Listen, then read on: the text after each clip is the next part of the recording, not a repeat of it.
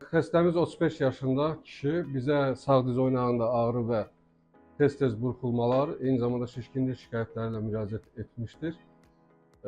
Biz müayinələr, həm kliniki, həm instrumental müayinələr nəticəsində xəstədə sağ diz oynağının ön çarpaz bağının tam qat qopması, əlbəttə bu travmadan sonra 5 il əvvəl travmadan sonra yaranmışdır.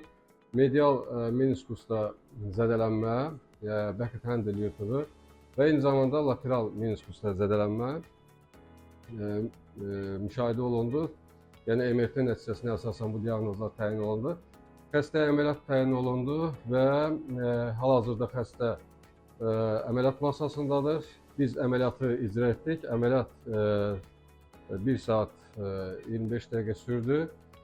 Demək, burada həm artroskopik parsial medial meniskektomi və lateral meniskektomi etdikdən sonra eyni zamanda ön çarpaz bağı öz yerli toxumalarını autoqraflarla plastik etdik. Hal-hazırda əməliyyatımız bitmişdir. Xəstənin sağ diz oynağında olan patologiya demək olar ki, aradan qaldırılmışdır.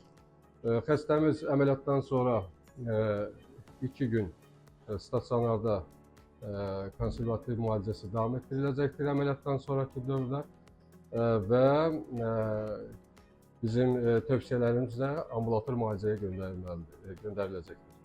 Burada xəstə bugündən artıq olaraq aktivləşəcəkdir və tam çəliksiz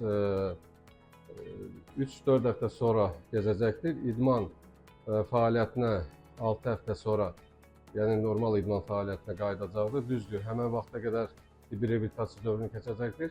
Amma tam professional idmanla məşğul olması ön çarpaz bağ əməliyyatı olduğu üçün 6 aydan sonra etibarən ola bilər. Bu qədər, sağ olun.